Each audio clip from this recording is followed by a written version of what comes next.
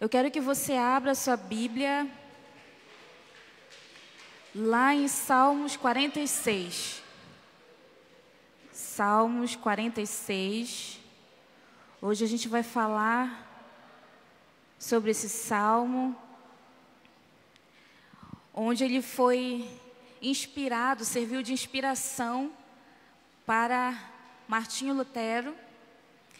E ele se inspirou aqui como base nas primeiras palavras, aqui na abertura desse Salmos 46. E eu quero que a gente leia, nós vamos ler aqui os versos 1 e 2, tá bom? E depois a gente vai ler o versos 10, tá? Diz assim, Salmos 46. Deus é o nosso refúgio e a nossa fortaleza, auxílio sempre presente na adversidade. Por isso, não temeremos, ainda que a terra trema e os montes afundem no coração do mar. Bora pular agora para o verso 10?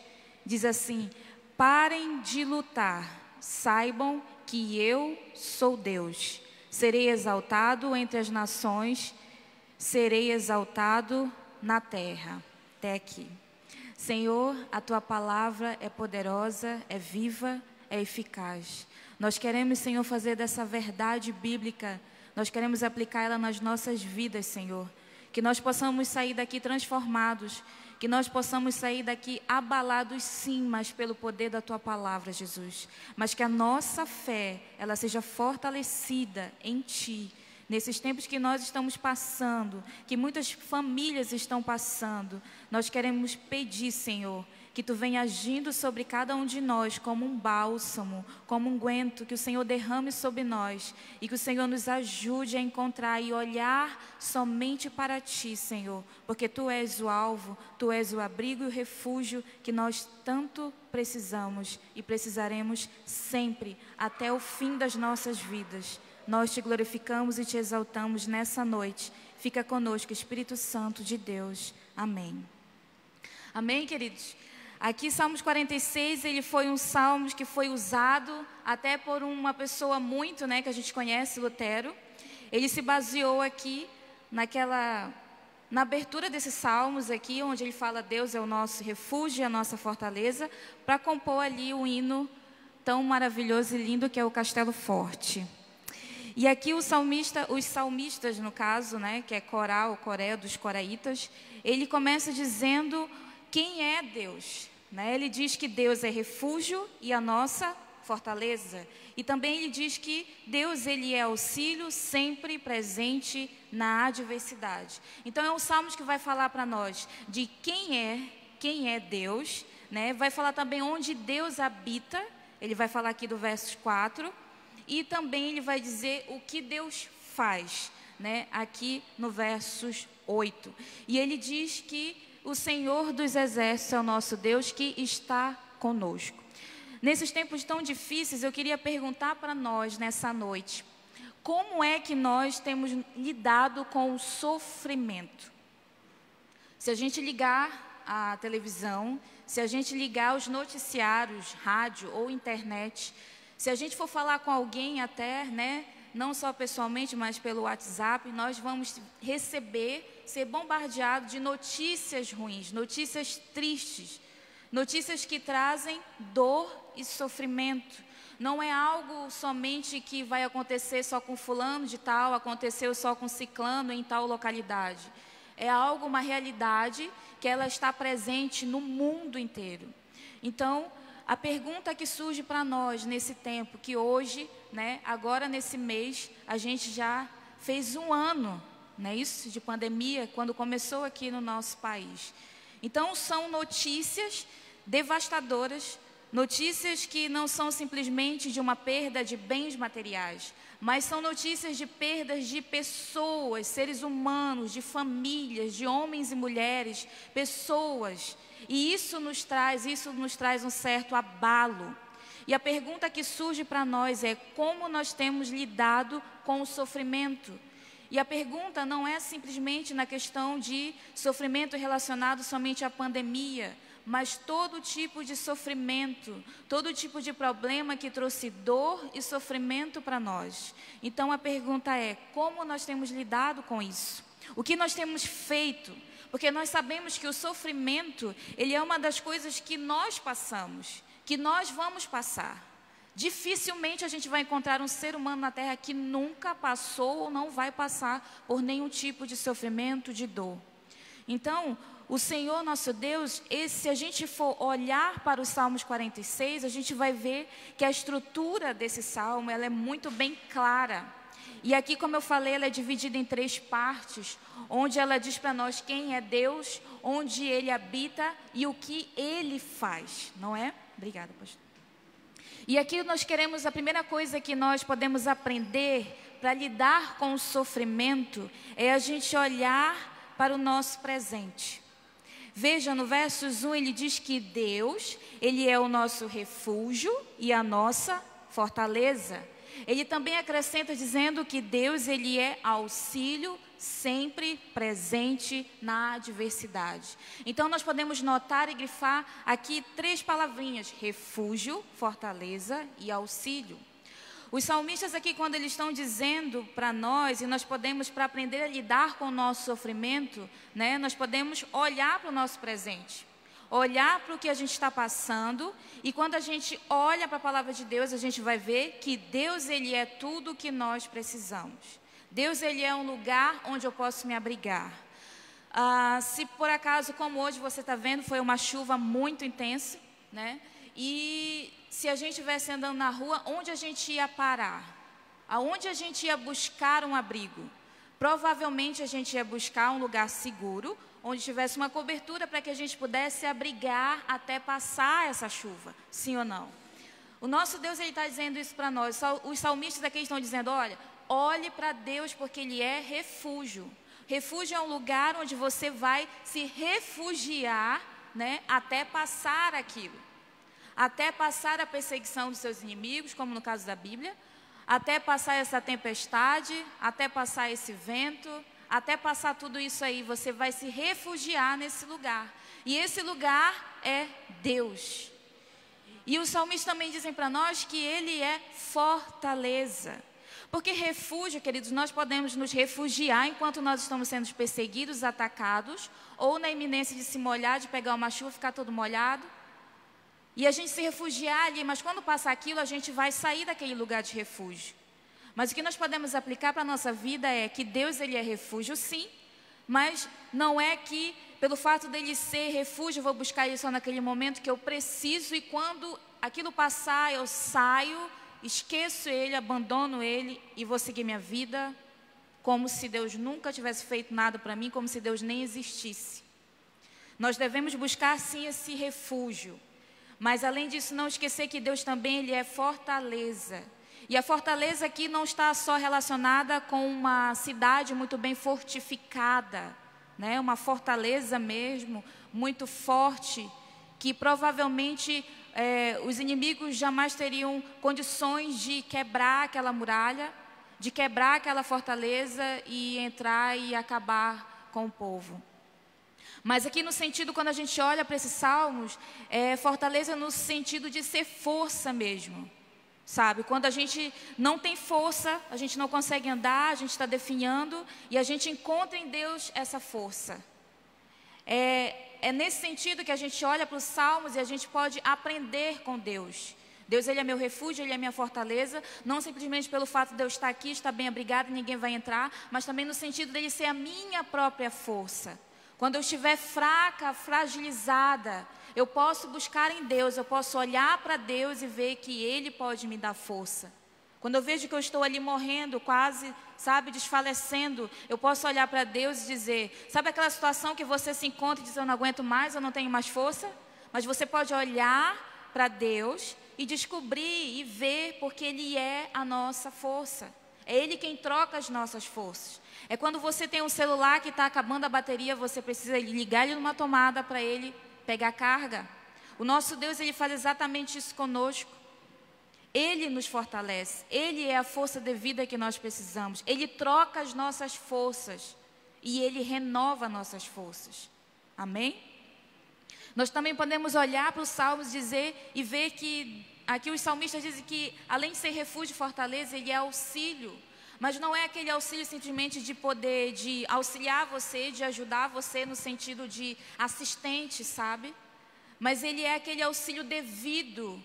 Porque a Bíblia diz para nós que ele é auxílio sempre presente na adversidade. Ou seja, ele não é só aquela pessoa que você contrata só para te auxiliar aqui, só para dar um quebra-galho, que ela pode ser substituída, que se ela não vier não vai fazer tanta diferença, porque ela faz coisas simples, simplória.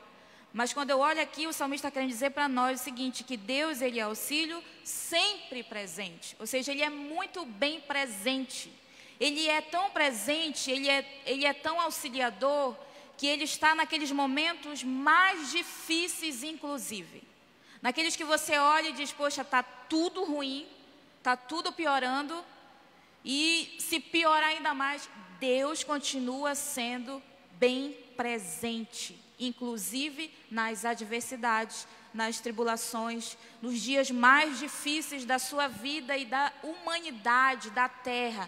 Deus, ele é auxílio bem presente.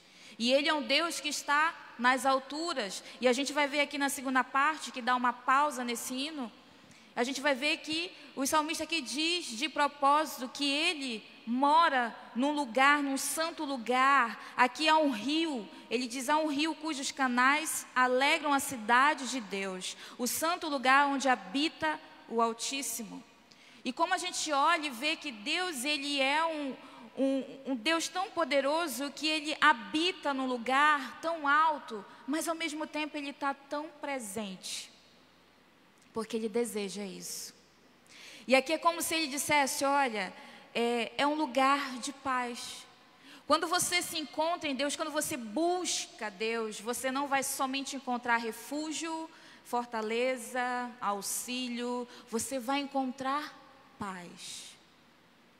Você vai encontrar um lugar onde você tem tranquilidade. Ele traz paz. Onde Deus habita é um lugar pleno de paz. E se nós permanecermos nele, nós jamais seremos abalados.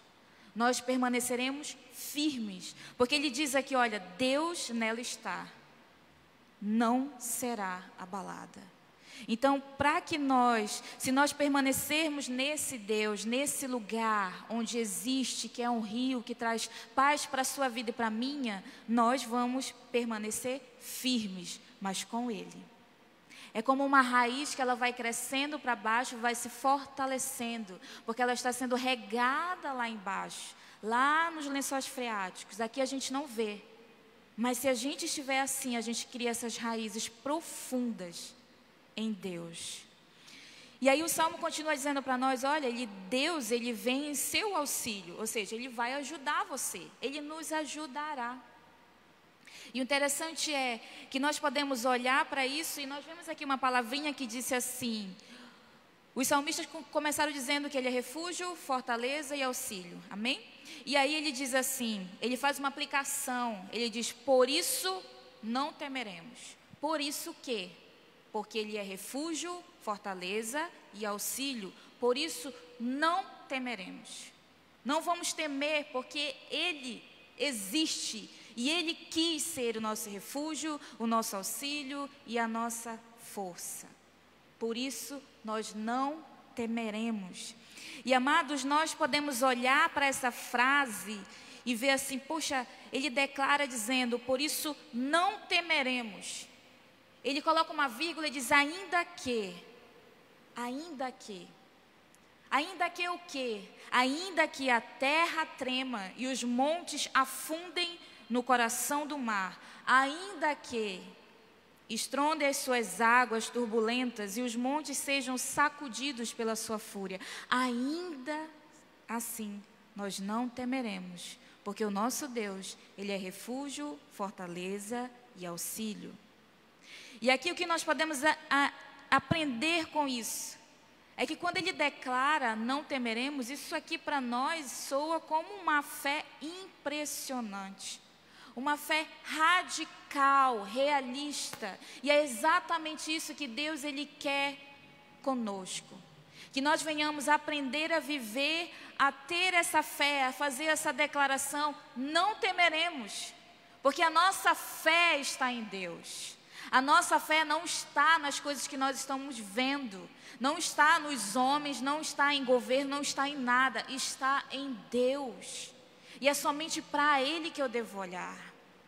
Veja que Ele diz aqui que tudo está se abalando. Tudo, se a terra se tremer, sabe? Está falando de calamidades, não só de questão de epidemia, de pandemia, sabe? Mas de doenças, mas de questão mesmo da criação declinar.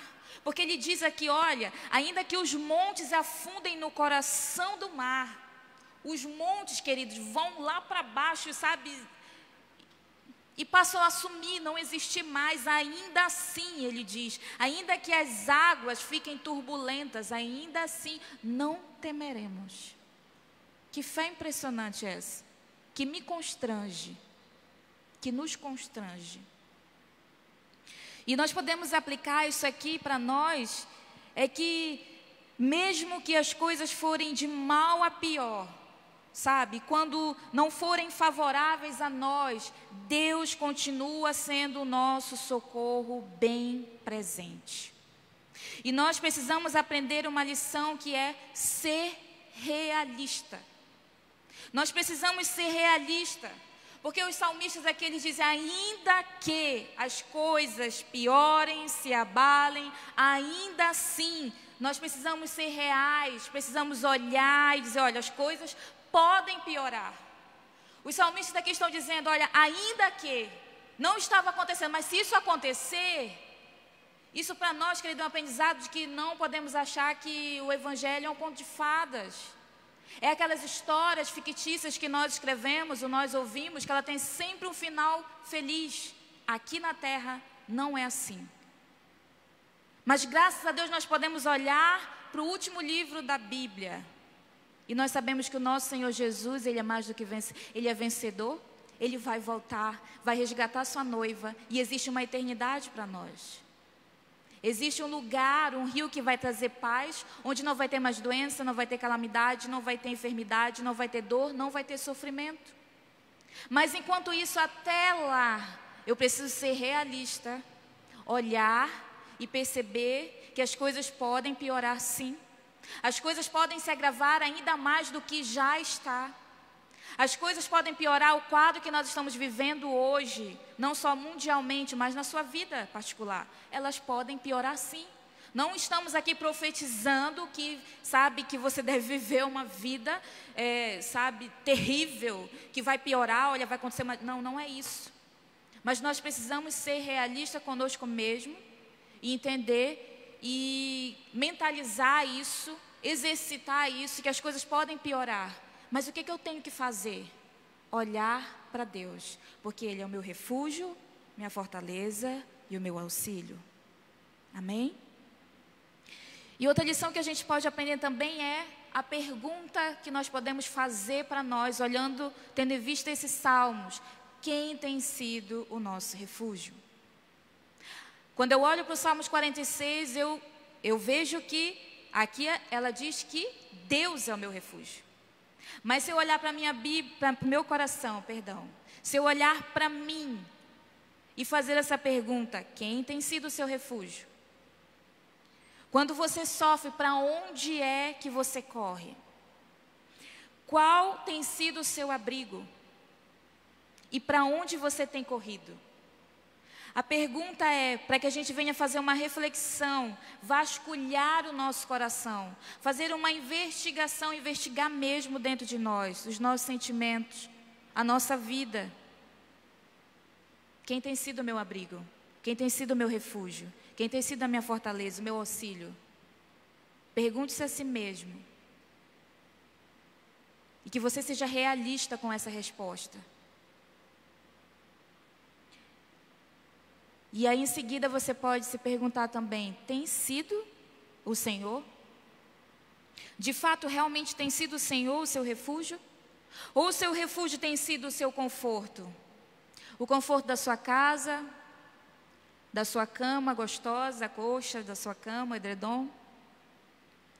Tem sido o seu trabalho? Você está trabalhando? Olha, a pandemia, sabe, pelo contrário, me superei nos trabalhos. Estou de vento em popa, está muito bom. Esse tem sido o meu refúgio. Ou tem sido o dinheiro, a diversão, o entretenimento, as redes sociais? Ou muitas vezes tem sido a pornografia? Aquele alento, sabe, aquele prazer para trazer tranquilidade, para me fazer fugir um pouco. Eu vou lá e procuro ver coisas que eu não deveria, fazer coisas que eu não deveria. Ou tem sido a solidão? Não, meu refúgio, sabe, eu tenho me refugiado na minha solidão, eu tenho procurado ficar só no quarto mesmo, apago as luzes, quarto escuro, prefiro ficar sozinha. Esse é meu refúgio. Eu me sinto melhor assim, me sinto bem assim, longe de tudo, de todos. Ou o nosso refúgio também ele tem sido a famosa geladeira, a comida, o prazer em comer, sabe? Que quando eu como aquilo, ai, traz um refrigério, coisa boa. É assim? Eu lembro que quando eu fumava, se eu passasse um tempo sem fumar, gente do céu, eu tinha um ataque de nervo. E aí eu já ficava louca para chegar em casa, porque eu sabia que meu cigarro estava lá. Chegava ao trabalho, ia lá, pegava meu cigarro. Quando eu acendia, dava o primeiro trago. Ah, aquilo, sabe, entrava, chegou, eu respirava. Ai, que refrigério. Qual tem sido o nosso refúgio? Tem sido o álcool, as drogas? Não, vou beber aqui um pouquinho porque eu vou esquecer dessas coisas, vou me alegrar, vou me sentir bem, vou ficar rindo que nem uma palhaça. Esse é meu refúgio, melhor lugar. Tem gente que bebe para não sentir dor. E não só dor emocionais, sentimentais, mas física também. Se refugia nisso. Até um tempo que não dá mais, porque o corpo ele começa a dar sinal, a sinalizar que não está bem. Ou o nosso refúgio ele tem sido, vamos lá, o intelectualismo. Os títulos, quanto mais eu, sabe, crescer nesse ramo, quanto mais eu buscar, quanto mais eu estudar e alcançar esses títulos aqui, ser PhD, ser mestre, ser doutor, eu vou estar bem. Está ótimo, o mundo pode estar se acabando, mas eu buscando, estudando, porque eu vou passar, eu quero estudar, passar nesse concurso, nesse exame. Então, se eu estiver aqui com a mente focada aqui nos estudos, cada vez mais estudando, está ótimo. Ou tem sido academia, né? Não, tenho que fazer academia, tenho que malhar todo dia, tá com o corpo sarado, bonito, me olhando no corpo, tirando selfie para ver se está tudo bem. Esse é meu refúgio, porque eu estou me olhando, estou bem, então pode estar acabando tudo, mas aqui pode estar caindo tudo, mas aqui no caindo está ótimo. Estou bem assim, isso me traz prazer. Ou tem sido o nosso refúgio, tem sido os filhos. A gente idolatra muitas vezes os filhos, o marido, o amigo, o cônjuge, papagaio, tudo. Filhos, enfim. Ou nós temos também nos refugiados nos remédios. A gente se entope de remédio, né? Porque ele dá um efeito bom para nós, ele surte algo, vai melhorando e não precisa, sabe? Amados, e para terminar, nós temos nos refugiados procurado um abrigo também, um auxílio no romance, no amor. Não, se eu casar com fulano de tal, aquele, olha, pode acabar o mundo amanhã, mas segura aí, Deus. Primeiro eu preciso casar com aquele fulano ali, porque preciso casar com aquela mulher ali, porque senão tem que ser feliz um pouquinho na terra. Muitas vezes a gente se refugia nessas coisas. Queridos, a gente poderia dar vários e vários exemplos. Eu sou limitada, não sei de todas as coisas. Mas talvez tenha coisas aqui que a gente se refugie e que eu nem sequer citei aqui.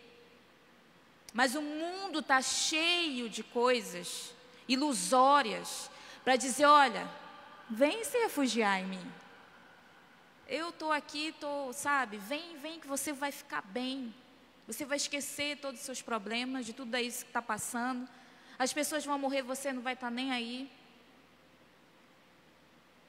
Ou, além de tudo isso, você tem simplesmente, aliás, reformulando, ou simplesmente você não tem refúgio nenhum.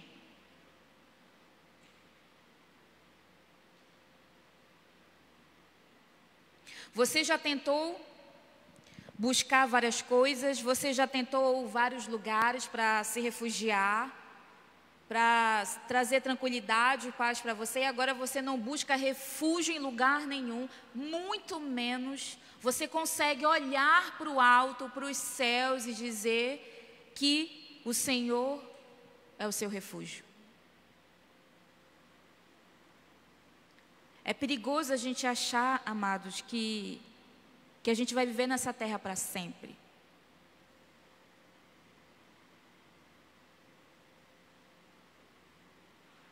Deus, Ele não nos enganou, Jesus, Ele não nos enganou. Ele disse, olha, vai ter problema, vai ter dificuldade, mas eu vou estar com você todos os dias da sua vida.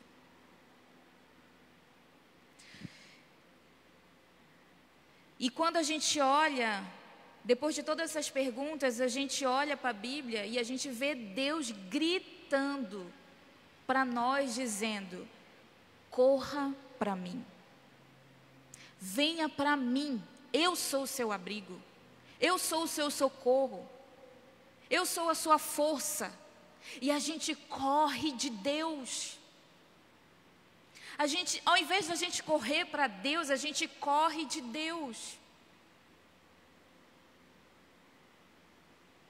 E Deus, Ele está dizendo para nós, olha, eu sou o seu abrigo. É em mim que você encontra tudo isso, tudo que você precisa está em mim. Não está em outro lugar, não está em pessoas, não está em coisas, não está no mundo, não está nessa terra, está em mim, Deus. Deus dizendo para nós, amados. E nós podemos encontrar, sabe o quê? Encontrar liberdade também quando tudo está difícil. Nós olhamos para esses salmos e nós podemos encontrar liberdade. Existe uma história de uma missionária, Elizabeth Elliot, eu não sei falar em inglês.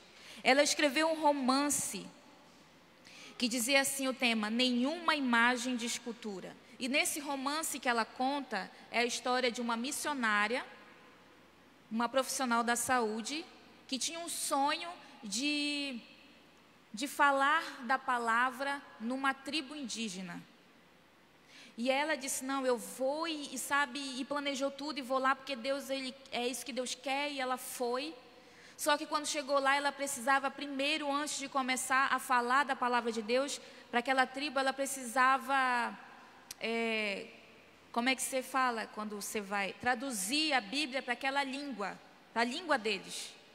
Até que ela encontrou um rapaz que pudesse auxiliar ela. E quando tudo estava certo para ele começar a auxiliar ela, ele ficou doente. Teve a sua perna ferida, ficou doente, e ela aplicou um remédio nele, que ele era alérgico e ela não sabia. O quadro dele foi piorando e ela começou a clamar a Deus, Senhor, me ajuda, não deixa esse homem morrer, porque o Senhor sabe que eu preciso dele, porque é a tua obra e não sei o que, sabe? E ela falando com Deus, e o romance termina com justamente aquele rapaz morto. E os críticos dessa história começaram a dizer, como é que Deus permite isso? Como é que Deus deixa isso acontecer? E ela disse o seguinte, eu não lembro as palavras exatas do livro, mas ela disse que se Deus foi o cúmplice dela, Ele teria feito o que ela pediu. Mas como Ele é Deus, soberano, Ele fez conforme a vontade dEle, não a dela.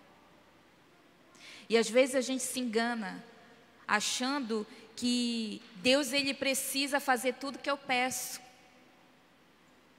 Não, Deus está nesse negócio aí, porque o negócio é bom. Você vai olhar, o negócio é bom, não é? Mas só que eu quero forçar Deus a fazer as coisas que eu quero, você entende? E eu não deixo Deus ser Deus na minha vida. Eu quero que Deus faça tudo conforme a vontade dEle. A minha vontade, aliás.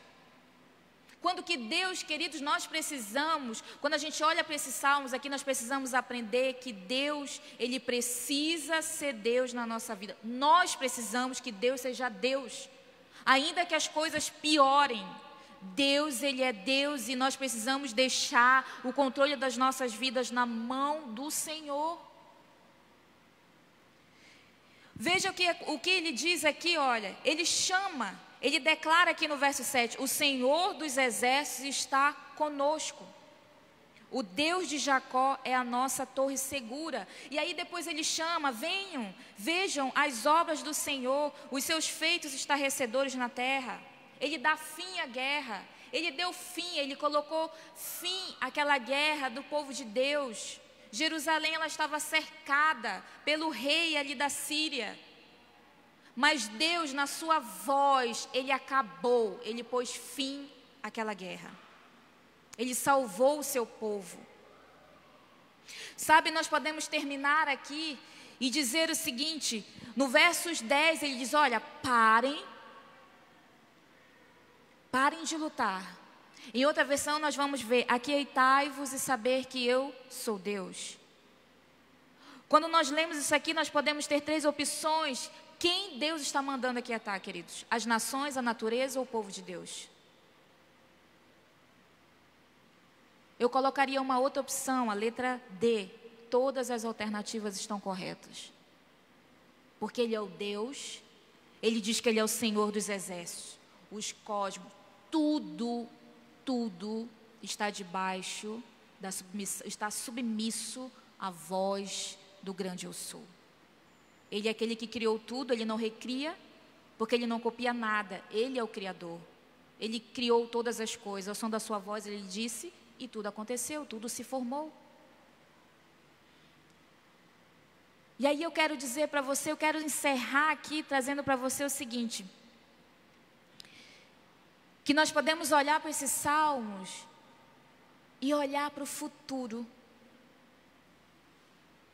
e aplicar na nossa vida, no presente.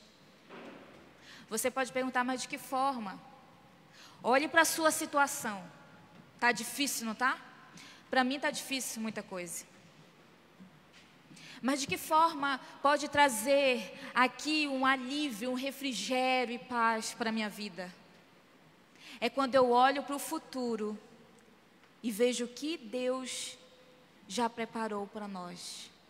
E aplico isso na minha vida, hoje, no presente.